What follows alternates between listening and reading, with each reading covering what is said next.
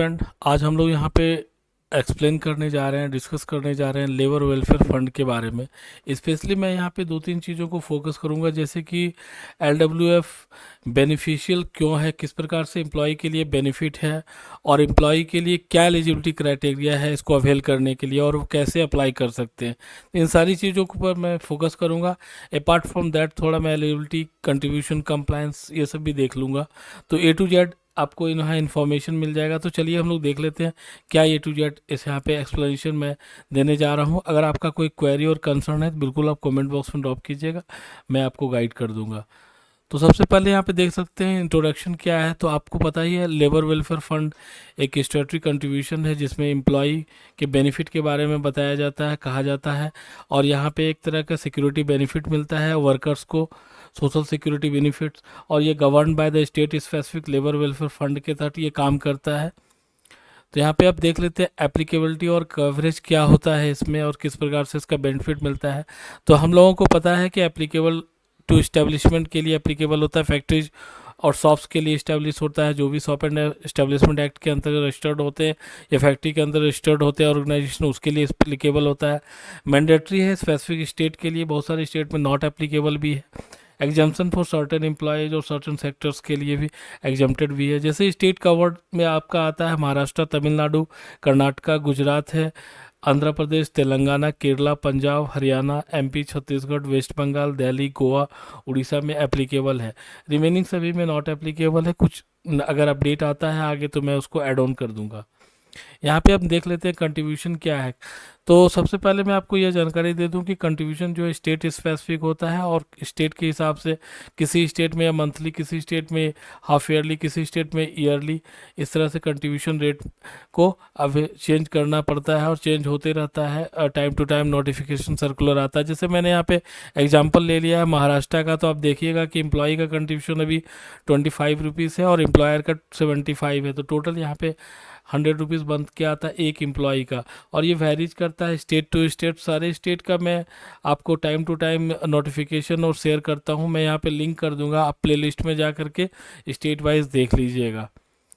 तो यहाँ पे आते हैं बेनिफिट क्या है, LWF का बेनिफिट क्या है एम्प्लॉय के लिए। तो यहाँ पे देख सकते हैं कि बेनिफिट जो है, जैसे आप एजुकेशनल सपोर्ट आपको मिलेगा, मेडिकल असिस्टेंट मिलेगा, हाउसिंग बेनिफिट्स मिलेगा, अदर वेलफेयर प्रोग्राम मिलेगा। जैसे आप एजुकेशनल सपोर्ट में आपको स्कॉलरशिप फॉर एम्प्लॉयज चिल्ड्रन के लिए दिया जाता है, health checkups and hospital aid दिया जाता है मेडिकल असिस्टेंस के रूप में। कहीं कहीं कहीं पे आप देख सकते हैं financial aid for housing and repairs में भी हाउसिंग बेनिफिट के अंतर्गत मिलता है।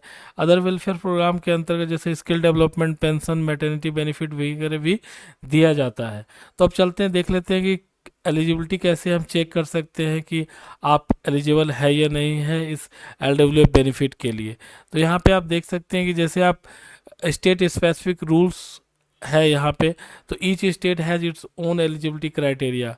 यहाँ पे जो भी आप लेबर वेलफेयर बोर्ड और उसका रूल्स में जाके देखिएगा तो वहाँ आपको पता चल जाएगा कि स्टेट स्पेसिफिक क्या रूल्स बन के आया है, क्या एलिजिबिलिटी बन के क्राइटेरिया आ रहा है। जैसे आप देख सकते हैं कि एम्प्लॉयमेंट कैटेगरी भी चेक करना पड़ता है कि एम्प्लॉयमेंट जो है या ऑर्गेनाइजेशन जो है किस प्रकार का अपन, कि आपका एम्प्लॉयमेंट किस परमानेंट है, कॉन्ट्रेक्चुअल है, आप कवर्ड होते हैं LWF में, नहीं होते हैं। ये सारी चीज़ें आपको जानकारी ले लेनी चाहिए अपने एम्प्लॉयर से। Minimum service period, some state require करता है employees to complete a minimum working period. तो आप उस पीरियड को कंप्लीट किए हैं या नहीं किए हैं अभी, उसके आधार पे भी आप बेनिफिट के हकदार है या नहीं है पता चलेगा। Salary bracket, ensure your salary falls within the eligible range as per the state norms. मतलब ये भी एक क्राइटेरिया, यहाँ पे भी आपको चेक करना पड़ता है और जानकारी लेनी पड़ेगी। जैसे एम्प्लॉयर का रजिस्ट्रेशन, तो एम्प्लॉयर का रजिस्ट्रेशन हुआ है या नहीं हुआ लेबर वेलफेयर फंड एक्ट के अंतर्गत उस पार्टिकुलर स्टेट में या नहीं, ये भी बहुत मायने रखता है आपको बेनिफिट मिलने में। पता चले कि आप कंट्रीब्यूशन कर रहे हैं लेकिन वो रजिस्टर्ड ही नहीं है, वो पता चलता है एम्प्लॉयर अपने पॉकेट में सारे पैसे रखते जा रहे हैं, तो अगेन आपको बेनिफिट इसका नहीं मिलेगा।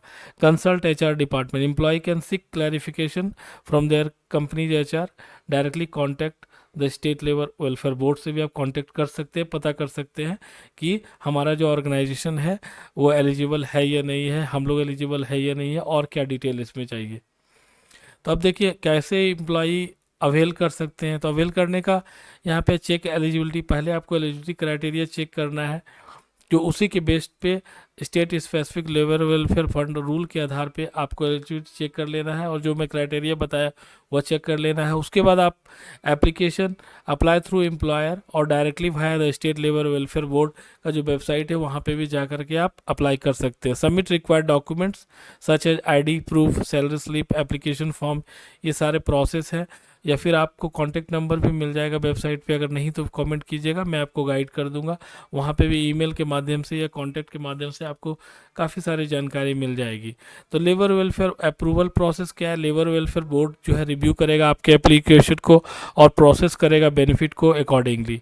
और डिसबर्समेंट का प्रोसेस क्या है, अप्रूव्ड हो जाता है बेनिफिट तो डिस्पर्स हो जाएगा डायरेक्टली आपके एम्प्लॉय में, या फिर कभी कभी थ्रू एम्प्लॉयर कंट्रीब्यूशन के भी माध्यम से होता है। तो नॉर्मली ये समझ लीजिए कि आपका जो बैंक अकाउंट है उसी में यह अमाउंट आ जाएगा।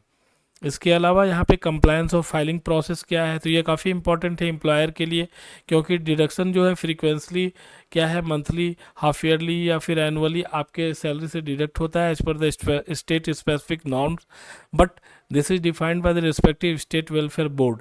पेमेंट ड्यू डेट होता है हर स्टेट का, ये उसके ड्यू डेट होता है, उसके अकॉर्डिंग ही एम्प्लॉयर को जो है पेमेंट सबमिट करना है। फाइलिंग प्रोसीजर क्या है, जो भी डिडक्ट होता है LWF फ्रॉम एम्प्लॉय सैलरी से या और एम्प्लॉयर का जो कंट्रीब्यूशन होता है, दोनों को जो है स्टेट लेबर वेलफेयर बोर्ड को जो है वहाँ पे डिपॉजिट करना पड़ता है, ऑनलाइन में या ऑफलाइन में, as per the state rule और जो भी उसका लेटेस्ट सर्कुलर आया है। सबमिट नेसेसरी रिटर्न्स भी सबमिट करने पड़ते हैं जो भी एम्प्लॉयर हैं उनको, as per the state regulation के हिसाब से, तभी आप ये कंप्लीट बेनिफिट आपको मिल पाएगा।